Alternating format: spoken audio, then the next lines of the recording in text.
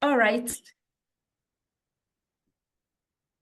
All right. So I was saying this is a discussion. So I'm making it as comfortable as and as easy and as relaxed as possible, because discussions around managing up or around leadership, sometimes they tend to be a bit quite tense and quite yeah, let's make it a bit easy. Make sure we interact. We will take your questions at the end of the session, but at any time, you can drop it on the chat box. Abby will be able to help me with the questions. Even as we begin, I would like to pose a question. As you sit in this session, have you ever felt like you are doing everything right? Everything. Maybe even today morning, maybe even this week, maybe even this month, you felt like you have been doing everything right and you're still feeling stuck. You're not moving up. If yes, maybe you can drop a thumbs up on the chat. Do you feel like you have been doing everything right? Your KPIs are on point. Everything that you've been asked to do or everything that you know how to do, you have done it. And you've been on point and you're feeling stuck. You're feeling like you're not moving forward. You're feeling like nobody trusts even your work. You're feeling like you're being misunderstood. You're feeling like somebody is always on your case, asking you, have you done this? Have you finished this? What time are you finishing? In what we call being micromanaged. Anyone? Anybody that has felt that way? Anybody? Okay, maybe not, or maybe yes. Have you ever gone to a meeting or, oh yeah, Ruth, thank you. Have you ever gone to a meeting, walked in with a very brilliant idea? You know, I'm ready today, like the way I'm ready for you now. I'm ready today. You walk into your manager's office with this very brilliant idea. You give them the idea, take them through it. And then after, you're reading body language. You're seeing they're not even, they are just looking very cold. And then they dismiss the idea. And then a week after, you see them, yes, Willis, you see them maybe in a meeting, you are in a meeting, or you even hear about it, that the same idea that was dismissed, your manager went ahead and presented it. Have you been there? Anybody? Okay. If you have been, yeah, Gladys, yes. I don't know how you felt. I don't want you to write how you felt, but generally, what do you think somebody would feel? What would you feel? You can drop it on the chat. I told you we are going to be doing it as a conversation. That's the only way we are going to turn around the conversation. And I'm going to move faster as we move forward. Right now, I'm just laying the foundation so that we know why we are here.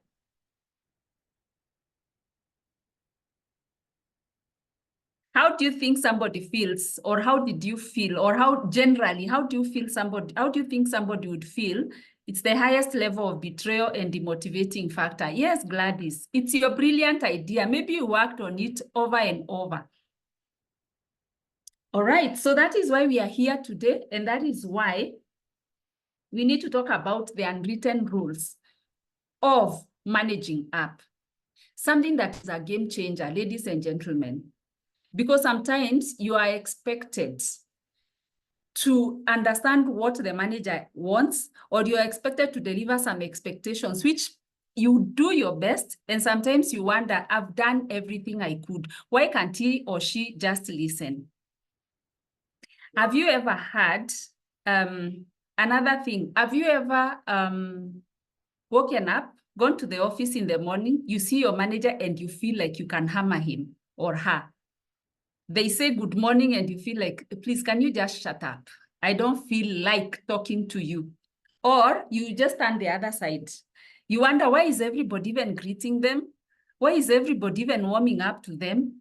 Because you're feeling a lot of rage, a lot of, a lot of pain because of the things that have gone on. If you have been through that, you're the right candidate for this webinar.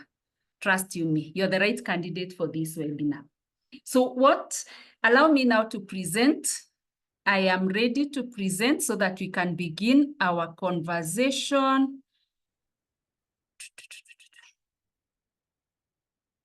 From a point of, we say, as trainers, we say, what you see, you remember.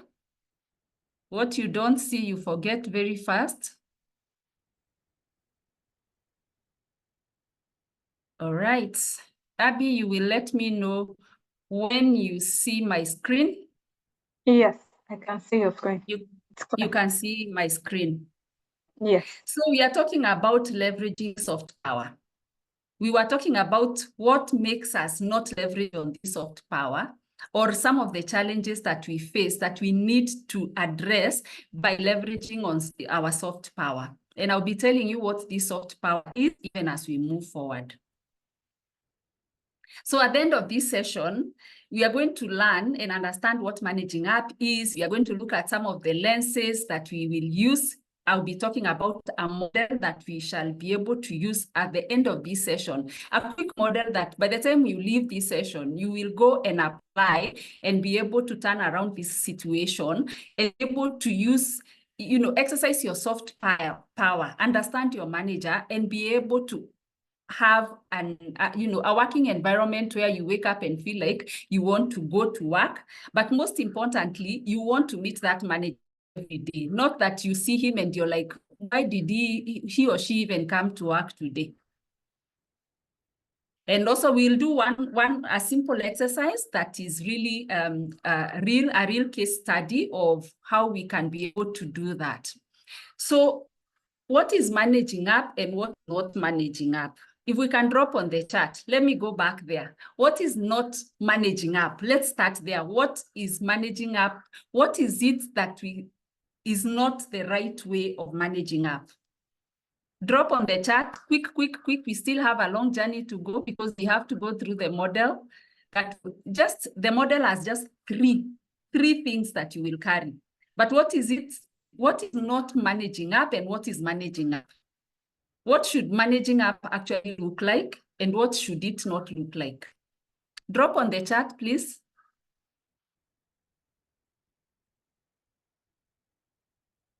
Because many times we think managing up is waking up every day and going to your manager's office and saying, so-and-so didn't do, this team does, I'm the one who wakes up early, everything, the credit comes to me, I'm the one who does everything, all those stories, eh? As you sit here, those stories that when we knock that door, we go and say to look good.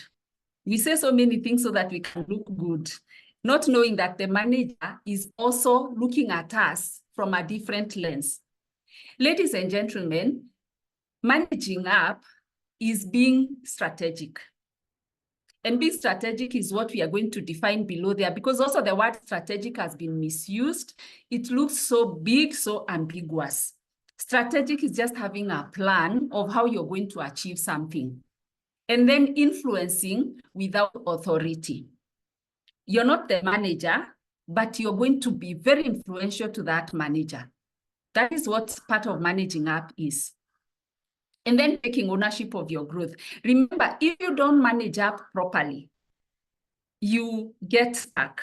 Some of us even get career cuts, or what you say, you assassinate your career before it even starts, because you've rubbed shoulders the wrong way with your line manager or different managers, and it becomes suicidal for your career. But the opposite of it leads to your growth. So we are saying it is not gossip.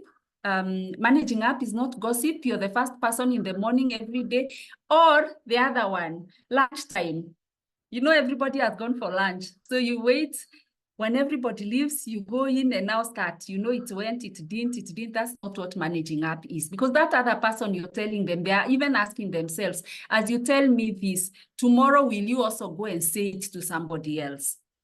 And managing up well is equals or gives you 40% career growth faster than, you know, all these things we talk about. We talk about performance, and I am for performance. Actually, part of the things I've done a lot in my career is performance. I see some of the faces or some names here of people that we've interacted on with when it comes to performance. Performance is good, and we will look at it. We will see as we move on. It is good and very important, but it is critical for you to have a survival tactic, which we are calling the unwritten rule of managing up.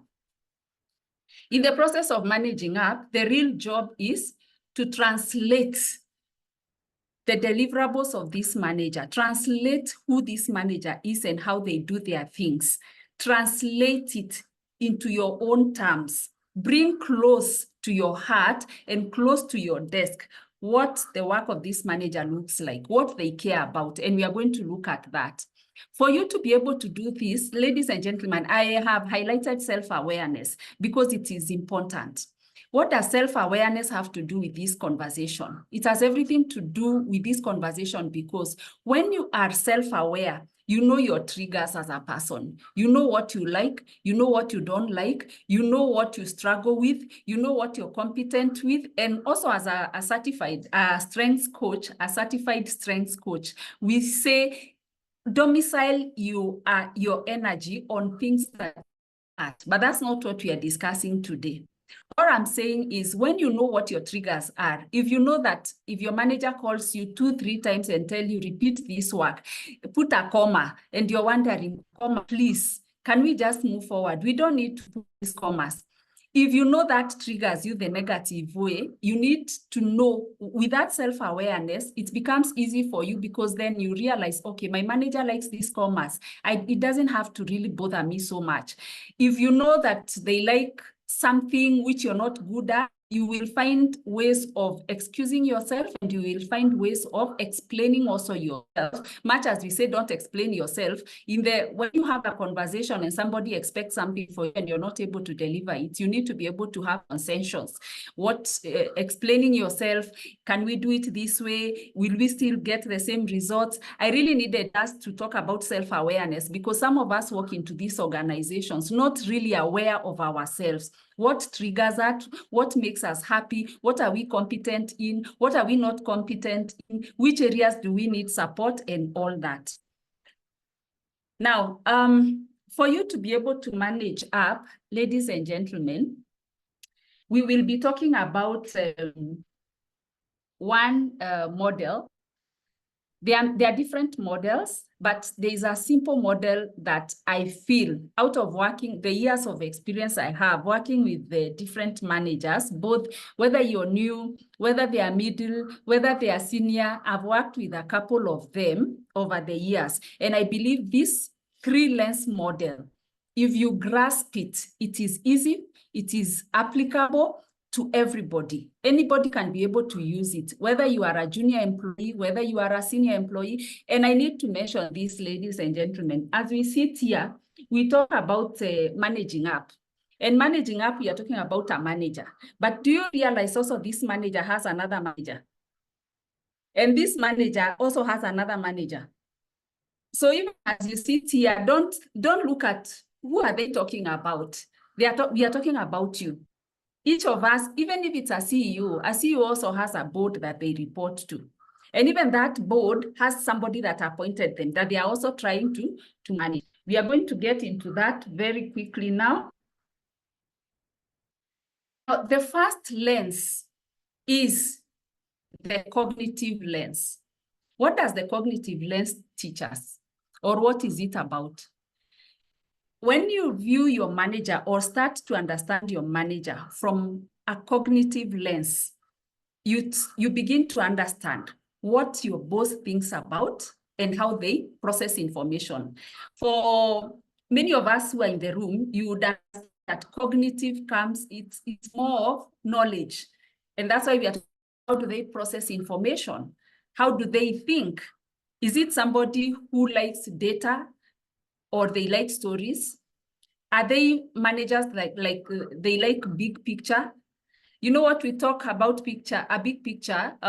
If anybody is here in the room or goes, even if you're not there, you go for meetings and maybe you've gone for a meeting that has your senior leadership, they'll tell you top level.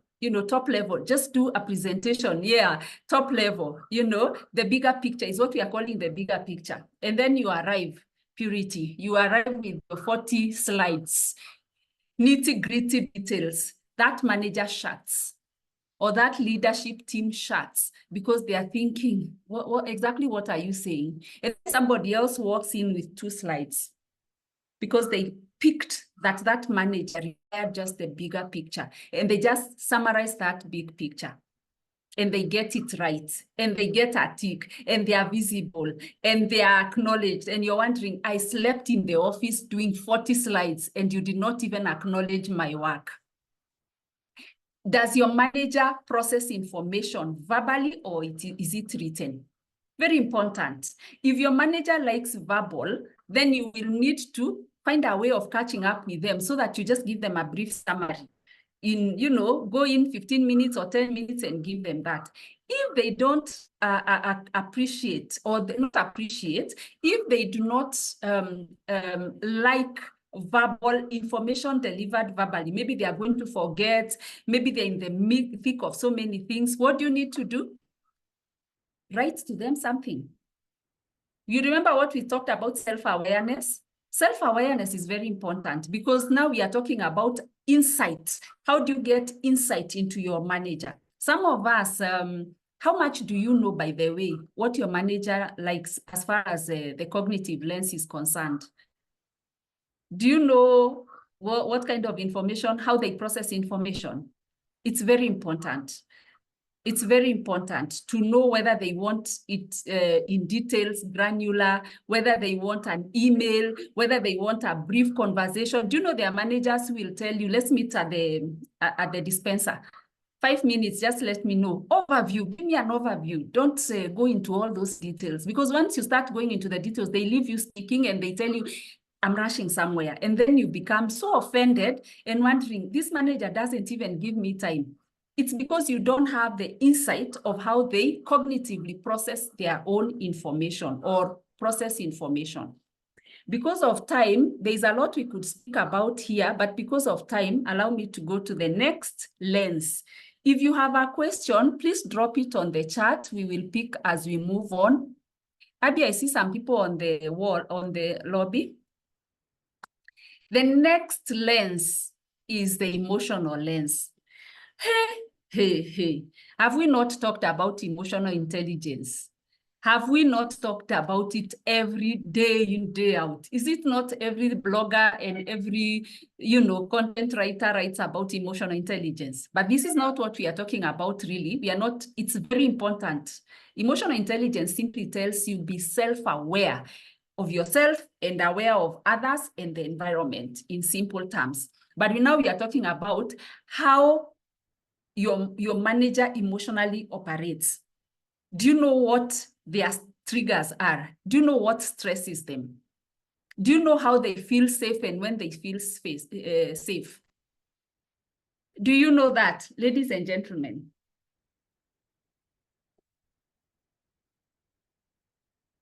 Do you know what erodes and what builds their trust? Do you know what makes them very unsafe? And leadership has a lot of insecurities, eh? I hope you know that.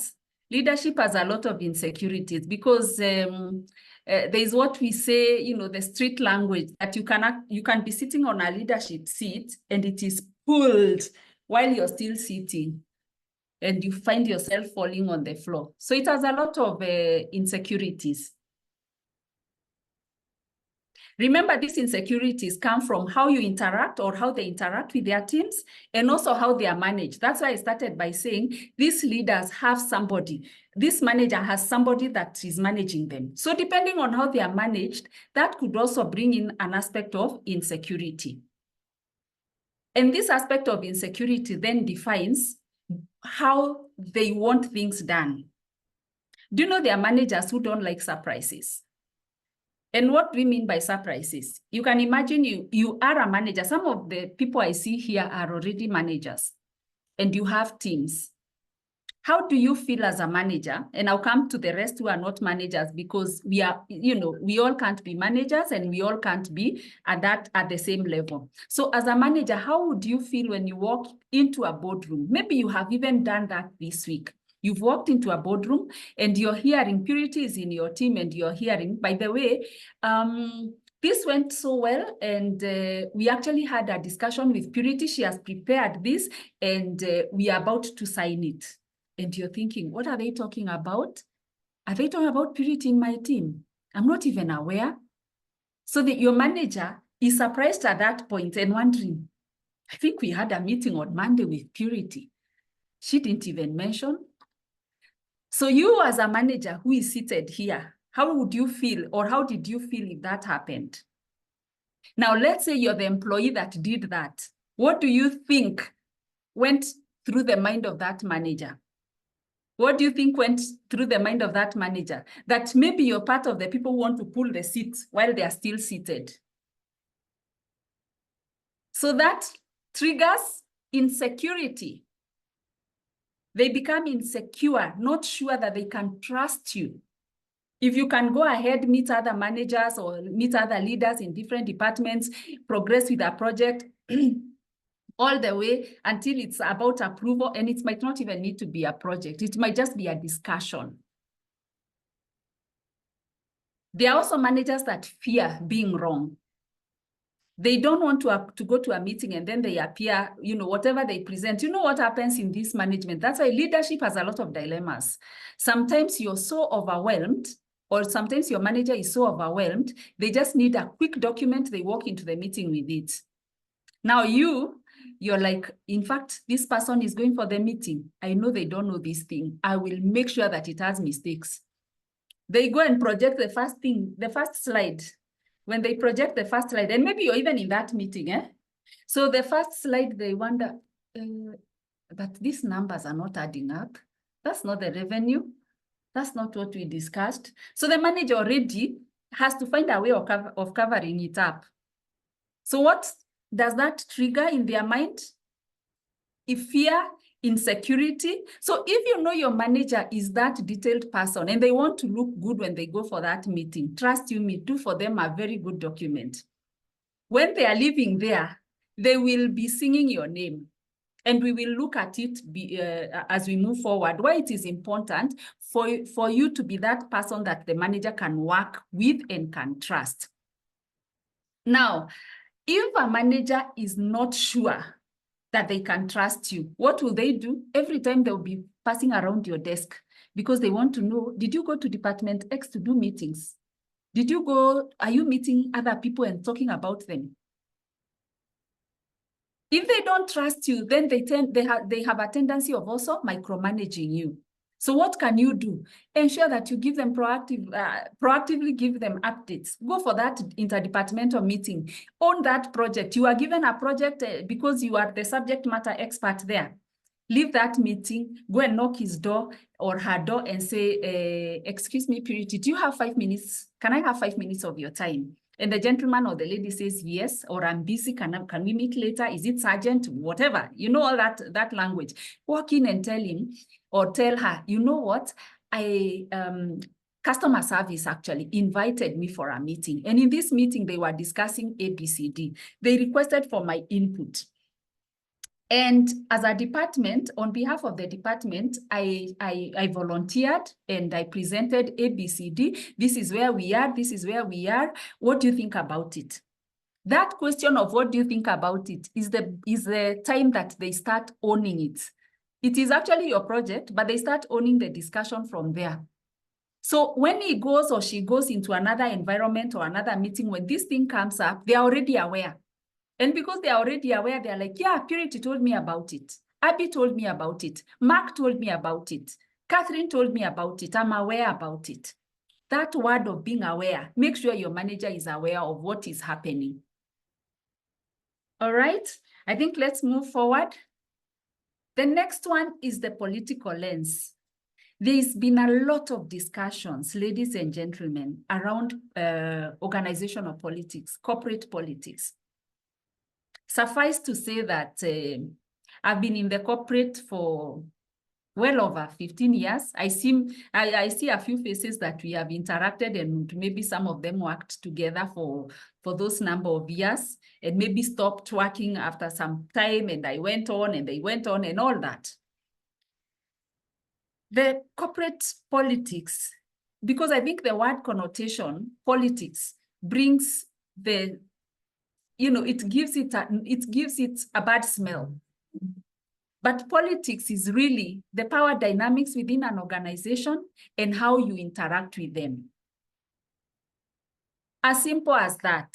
Oh, I don't play politics. Me, I just walk in, I do my work.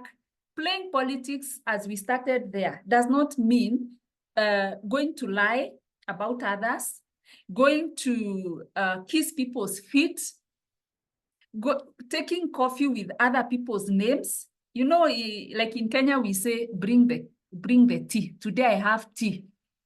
When you have tea, what it means, I have something, to download today. I have information. So that's not what it really means. It's identifying the power dynamics and those things that are unspoken. And some of these things which are unspoken are things like where the power lies. Before I go to what actually the slide is saying, because I'm saying this so passionately because I see it. Where does the power lie? Who are the decision makers? Who are the people who move the needle? Very important. And I'm demystifying the word politics there. But when it comes to our discussion, what are those pressures that your boss goes through? We said, I'll keep repeating, the boss that you're talking about, that you want to manage, remember they are also being managed. They have somebody there. That one has another one there. So you can imagine the pyramid of power, the power dynamics around that pyramid. It is quite stressful. It can be quite stressful, but it can also be very interesting. We have leaders that have led for 30 years. We have managers that have worked with their employees for even 30 years. And those employees are always speaking very positively of their leaders. So it doesn't mean that it is all doom and gloom. So you want to understand who are your managers, or who is your manager trying to impress? What are those unspoken rules, which we are talking about the power dynamics? If, for example, your boss, where we started, he ignored your idea, and then you realize they pitched it weeks later, a week later they pitched it. Because you're not self-aware, you got so annoyed, they enter the room, you remember your project, you don't want to see them again. It gives you nostalgia. You want to understand, your manager bought time. Maybe they were looking at, those power dynamics, which is the right time. If I bring it up now, how will it sync? So when they get the appropriate moment, they repackage the idea and present it. If you choose not to be negative around it and understand where your manager is coming from, trust you me, they will position that project. And I'm talking out of experience personally, and experience having worked with many managers. You can imagine onboarding a new manager. You will learn about them the first week, the second week, the third week, the first month, the 90 days we talk about. I've seen that journey. 1 year, I've seen some lose jobs and I've seen others succeed. So trust you me when I tell you, without showing them that you felt bad, they'll repackage it, go and present it after a week or after a month. And because they saw your positivity, you will hear them saying, actually, to progress, because leaders will present something up to a certain point, and then the execution, they will leave it to you. They will say, now I will have my team execute this, I will have my team move this forward, and Purity will be part of it, or Catherine will be part of it. The moment they said Catherine would be part of it, remember it was your idea. So you understand it like this. The moment they have put you there, what does that give you, ladies and gentlemen? Visibility, which we talked about there. You're feeling like nobody knows even what you do. But if you start being confrontational and start building conflict, they lose trust in you. And they will present that idea, and trust you me, they'll present it, pick somebody else, move with it, and it will be done. Simply because you are not self-aware also to manage your emotions. Sometimes you might have a very good idea, for example, a project, just something, and then you realize they are resisting. They are not telling you yes. You keep asking, can I move on with this? Do I have approval to go on with it? You realize they are not telling you yes. They are not saying no. They are just leaving it in abeyance. And you're thinking, my manager is so indecisive. Can't he or she see how good this idea is? Think. Try and think and learn and get insight about them from a political lens. What power dynamics are they also trying to manage? And when you realize that, you can write to them and ask, is there someone you would like me to copy in this conversation or in this email? Because they are thinking, if it goes, this department X might think we are doing their work. You know, all those power dynamics, politics we are talking about, the unspoken rules that, and you know, your manager will not come and tell you, I fear that if we do this, this is going to do this manager is going to, because they also don't want to badmouth their peers. It is incumbent on you to understand them from a political lens. Cognitive, emotional, political. 3 lenses that make you understand the human, the holistic human of the manager. Trust you me, are you not working hard to rise? When you rise up and become a manager, you also want people to understand you from that. Tell me something else that does not include those areas in an organization as far as somebody is working. Even you, now let's look at peers, even as I move forward. Even you as an employee, sometimes you're also struggling with those 3 things.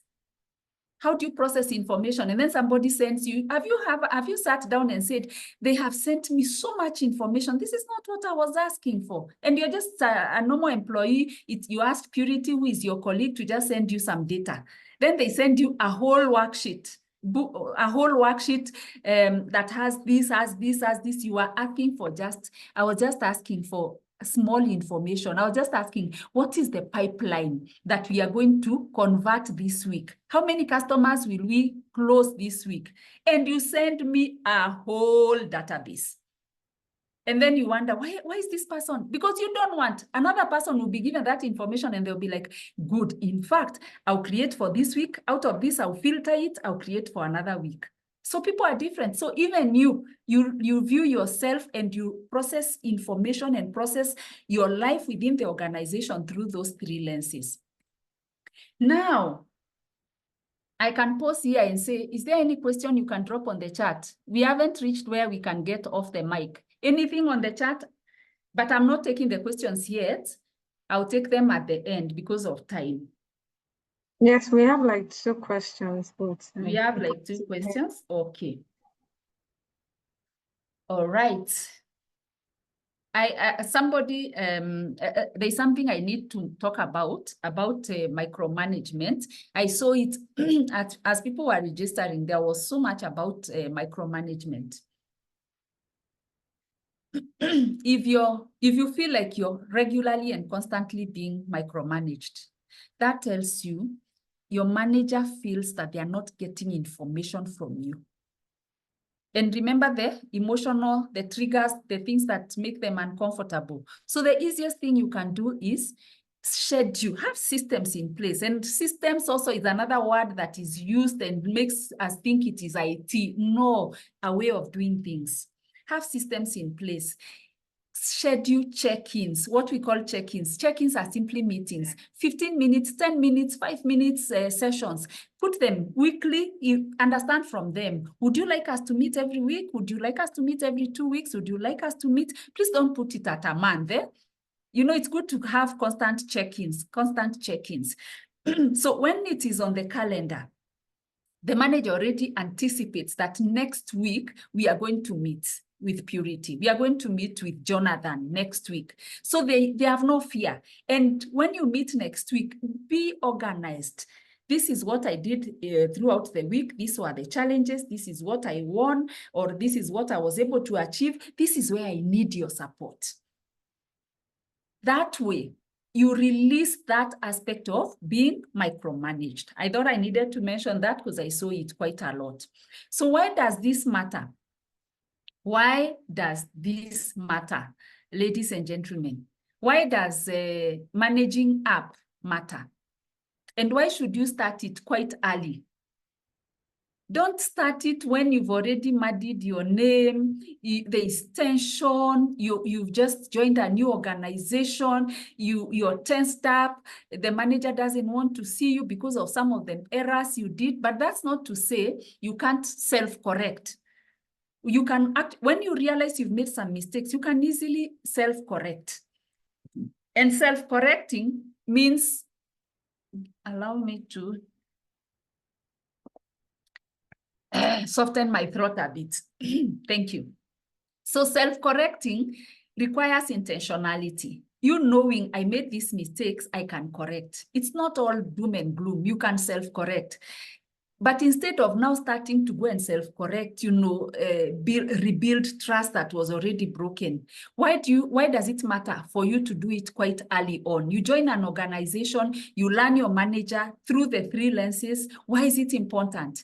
Because managers shape opportunities. Visibility, which we talked about, and also the kind of feedback that they will give about you. Allow me to talk about opportunities for 1 second. Your line manager sees opportunities before you see them. They go to meetings where you're not.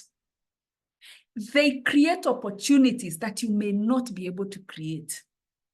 They go to a board meeting or to a boardroom or to a meeting, and through their leaders, because they also have leaders and the strategy of the business and where the business is going, they come up with something where they require to have a new department set up.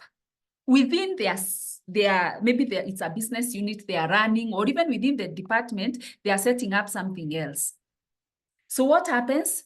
This manager, if they trust you, they believe in you, they have no fears working with you, they know you're easy to work with, there is an opportunity they have created out of the meeting which you are not there.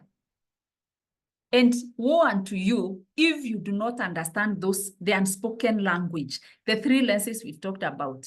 You will just be seeing Abimbola was picked, Purity was not picked, and you're wondering, but I know these things.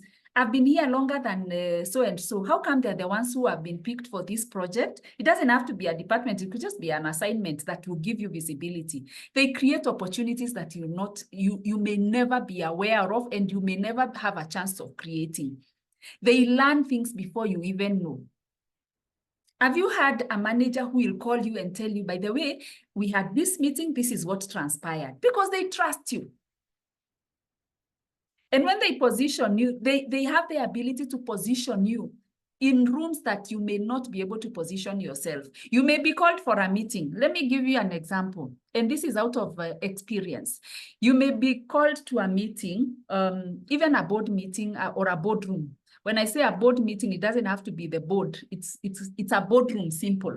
You may go to a boardroom. But because your manager has given very positive feedback about you, you enter that meeting and everybody is like, yes, Purity, you have arrived. Tell us, what are you presenting today? And everybody is just supporting you. Woe unto you if they have given negative feedback. You walk in and everybody is looking at you and they are thinking, okay, oh, so she's the one. So this is Tara. Ah, okay. Whatever you're presenting, they are synthesizing it through also those lenses I've told you about. Okay, it is important because you want to be remembered as somebody who is easy to work with. When they go to another team, they are like, yeah, I'll send Jonathan, I'll send Catherine, because Catherine turns around, the TAT, the turnaround time from Catherine is very fast. They deliver results very fast.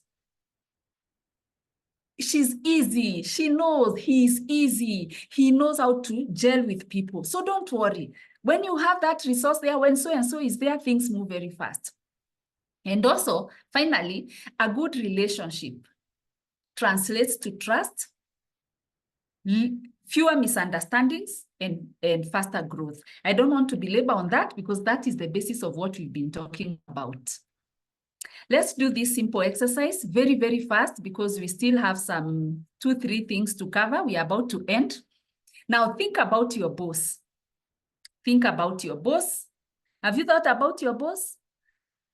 Remember, here as we say your boss, we are not just talking about those people who work in corporates. You may be in a startup, you have a boss. You may be in a small organization, there is a manager.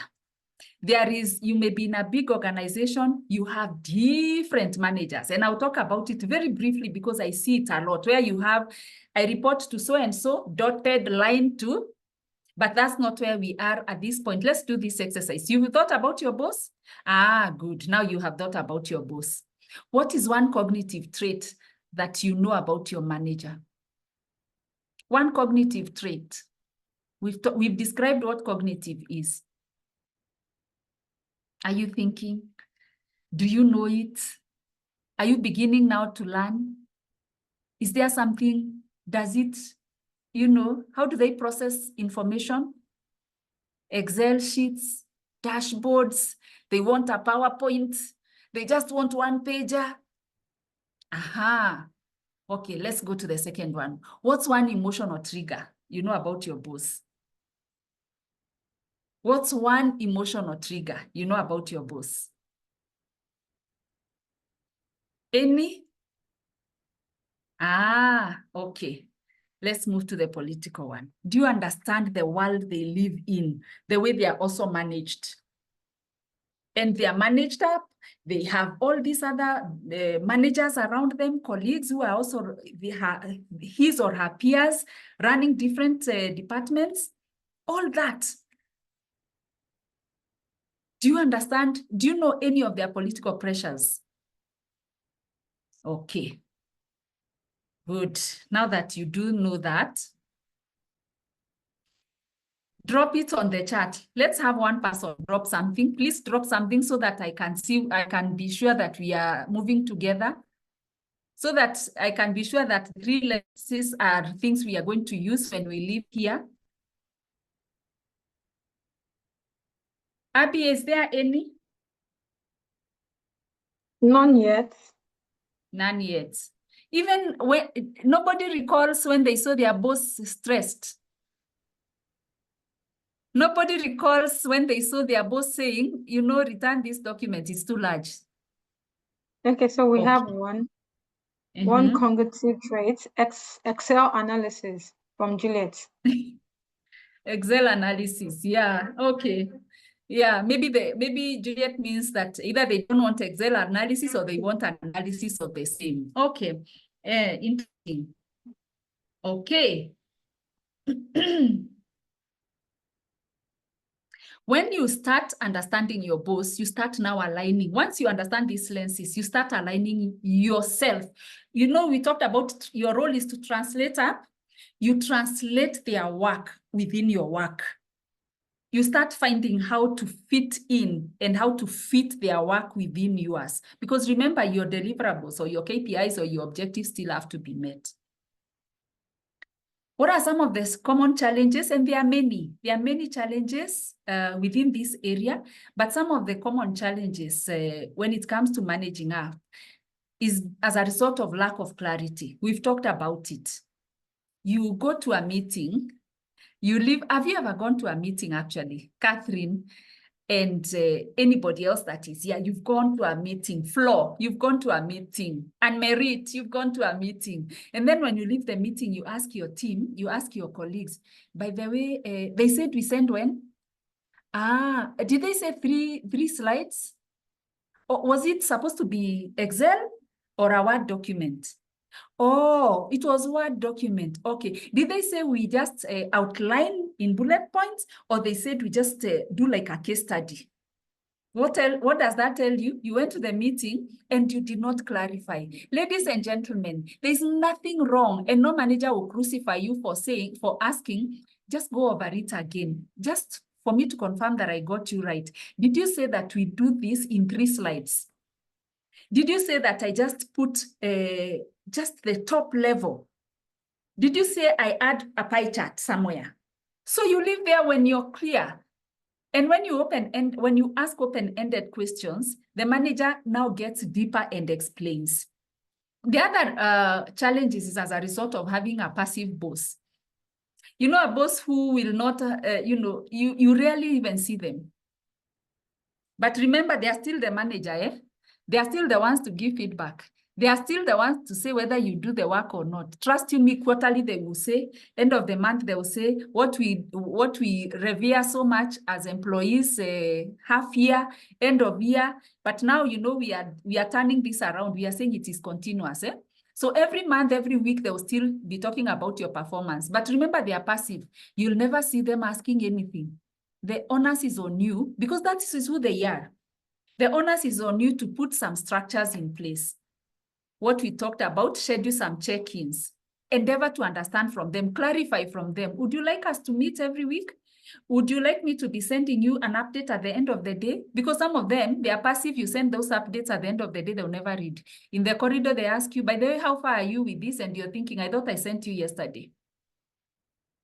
Then micromanagement is also a challenge. It's a common challenge. That's why we're in this session.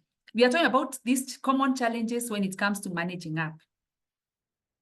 We talked about it. I don't want to belabor around it. Make sure that you're consistently updating your manager. What happens if the feedback feels negative? Ladies and gentlemen, it's not every day you walk in and you will get positive feedback. Sometimes the feedback may not be very good. It starts with self-awareness, which we talked about. When you're also self-aware of yourself, you breathe in, you're like, Purity, breathe in, breathe out. Okay, take the positive, the feedback, the negative feedback positively and establish, how could I have done it differently? They say that I did this. Okay, I misunderstood this. How would I do that? And let me tell you another secret. Even when the feedback is negative, listen to it and say, okay, thank you. How would you rather I do it?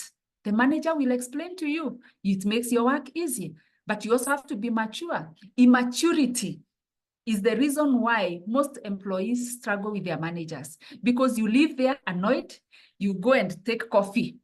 At 3 p.m., you've done your afternoon, 3 p.m., you're beginning to feel a bit fatigued. You go to other people's desks and now take your coffee with your manager and tell them what your manager did, the way he talks, the way she talks, the way he does. By the time you leave there, the manager has already been told. So it becomes this one said this one said, this one did. You spoil your name for nothing. Whereas you could just have clarified with your manager. You choose to focus on the message as opposed to focusing on the tone. The tone could be triggered by the 3 lenses we talked about. The stressors, the things, the politics that the manager is also dealing with, and maybe the pressure of this information. They don't want too much information. You've been sending them too much information and they are thinking, is it that you don't get it or what it is? What is it? All right. Moving forward, the ones joining, I see them crowding on my screen. Let me remove them. So, ladies and gentlemen, for you to address these challenges that we've talked about, for you to be able to manage up, for you to grasp and understand those lenses, it will require a mindset shift. Because there is that which you have believed, my manager doesn't like me. Do you know you don't have to like each other? But once you understand each other, then you will be able to work together. It's like your friends, your colleagues at work. You may not like everybody, but you work together because you understand the deliverables, the behaviors that drive these deliverables and all that. Don't just focus on your job, which is what many people do. You wake up, you go to work at 6:30 a.m., you're there, you leave at 7 p.m. You're working very hard. And as you're working very hard, even your manager doesn't know. They just see you and they wonder, what are you doing here? Why are you here so late? What do you do here? Because you've not put in a system where they are aware of what you do. What are your wins and what are your struggles? Don't keep reacting to your boss. Strategically support your boss. And I can tell you, when we say strategically support your boss, you know what some people assume? And this is what I have seen quite a bit, even speaking to employees. You know, this boss just wants me to support them. When will they support me? They don't support me. Trust you me. When you strategically, the word is strategically, and we said strategically is being aware, knowing, having a plan, understanding, leveraging on the soft power. And soft power means I know what he wants or she wants. I know what he cares or she cares about. I know the things that they struggle with. Have you worked with a boss who or a manager who does not understand Excel? I'm just using an example, does not understand Excel. So what do? Every day you go to a meeting, you make sure they don't know, so that you're told, okay, do it. You do it in a way that the manager appears that they don't know. No, go to the meeting. Before he goes for the meeting, I did this. These are the pie charts. These are the graphs. This is how I arrived at the analysis. Now, when you do this, you do this. This is how you arrive at it. When you go to present, click here, do this. He goes to the meeting. When he goes to the meeting, the next time he's asked, the CEO wants to do an Excel or something. You know, they are very busy. They are not busy with these technical areas. They are busy to run the business. The next time, the CEO needs somebody to also guide them on that, because he's also going to present to the board. Your manager is asked, by the way, you presented very well, eh? Your dashboard was very good. How did you do it? Then you know the manager is not the one who will go to show the CEO or other leaders. They will say, actually, it is so and so. It is Catherine. It is Regina. It is Mary. So what happens? Mary gets a chance to sit with the CEO. Because when you go to sit with the CEO, you're showing them this work. You're showing them how to do PowerPoint, how to do this, how to do Tableau, how to do all those things. You get a chance to be visible, because your manager is not limiting you there. Go and put your best foot forward. When you put your best foot forward, when a discussion comes and the CEO says, there's that guy you sent me from your team who helped me with this and this. They are very good with this. I think they can take this position. Visibility, you are seen, you start your growth. So don't keep reacting to your boss, support them strategically. My slide. Okay, has it moved, Abby?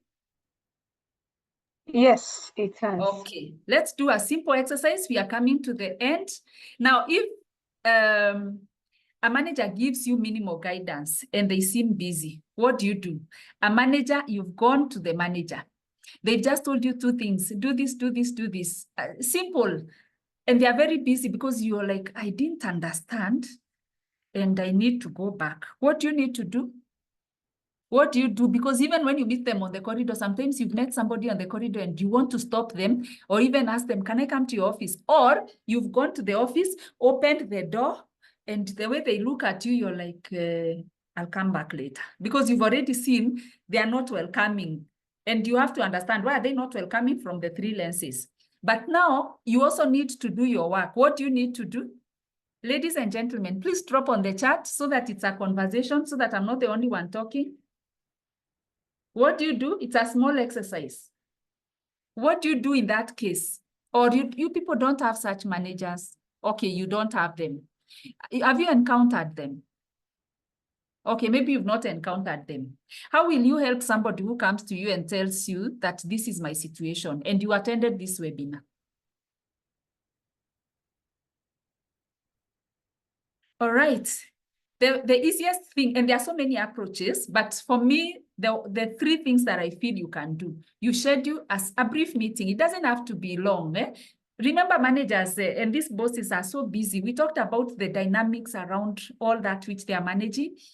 If you're structured on, this is what I did, this is what I achieved, this is what I'm struggling with, and this is where I need your support. Ladies and gentlemen, it doesn't require 1 hour.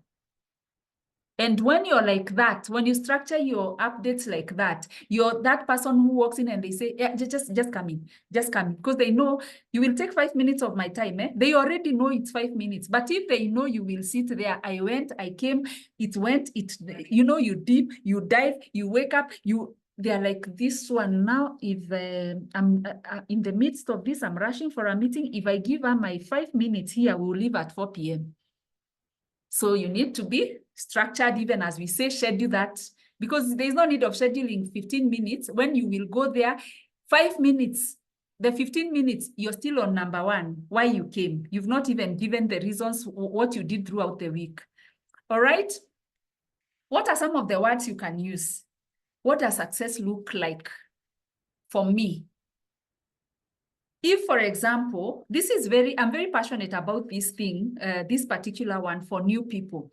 You are a new employee, you are a new manager, please, if there is nothing else you will do after your induction and onboarding, endeavor to meet with your manager and ask them, in these 30 days, or in the next 2 months, or in the next 1 week, what does success look like for you and for me? So that it's very clear that success means selling 2 items, or success means if you are an engineer, maybe developing a product, or, you know, it depends on the work you're doing.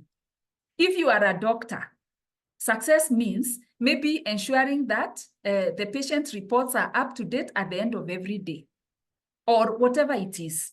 It needs to be crystal clear so that when you go for your 15 minutes update, it is not we went, we came, we went, it's spot on.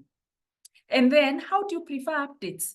The 3 lenses we talked about. If they don't prefer conversation, send an email. There are people who don't like talking much. What can I help you with this week? How many of you have met their manager and asked that? Have you asked this week? Did you ask for this month? Did you ask today? I'm sure you will ask when we leave here.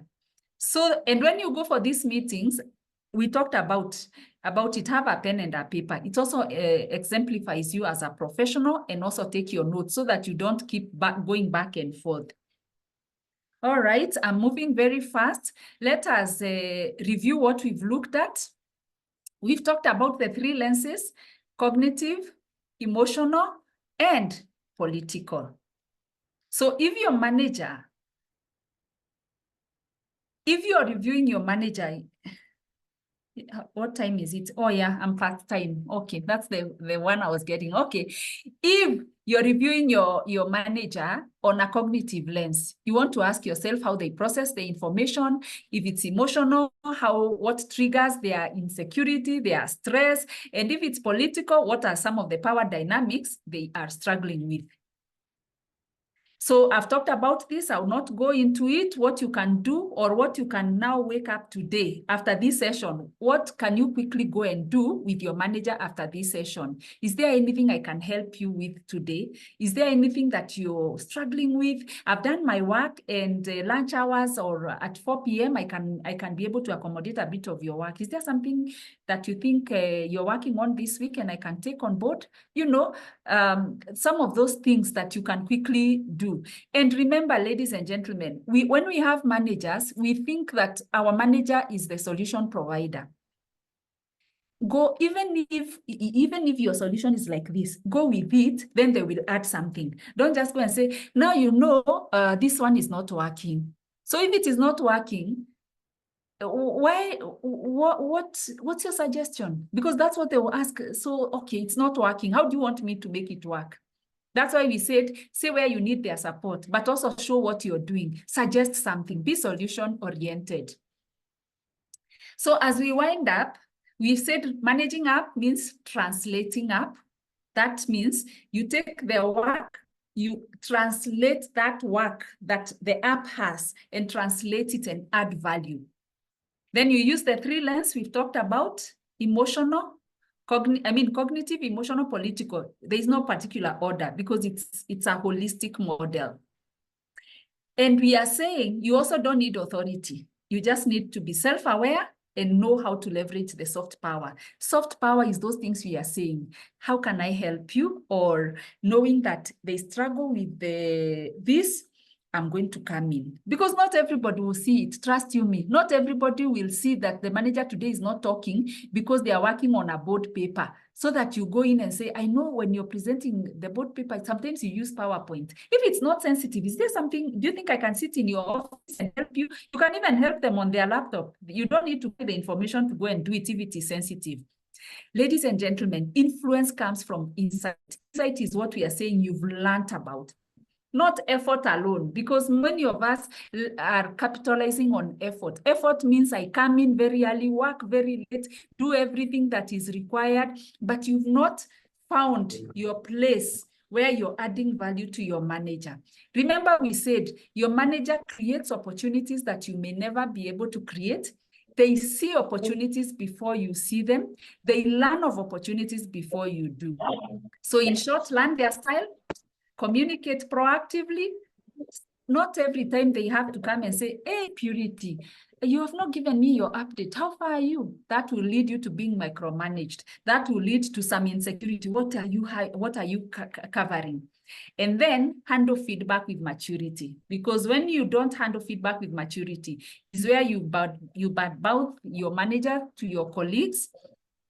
Even when you want to vent, go and vent it at home. Vent it at home. At work, it will still find their way there. Trust you me. Don't take coffee with their name because it will reach them. And when it reaches them, the emotional aspect triggers the insecurity and the stressors around it. Best employees get things done, ladies and gentlemen. The best employees get things done. The most successful, they learn to see things through their boss's eyes, the 3 lenses that we've talked about. Thank you. Abby,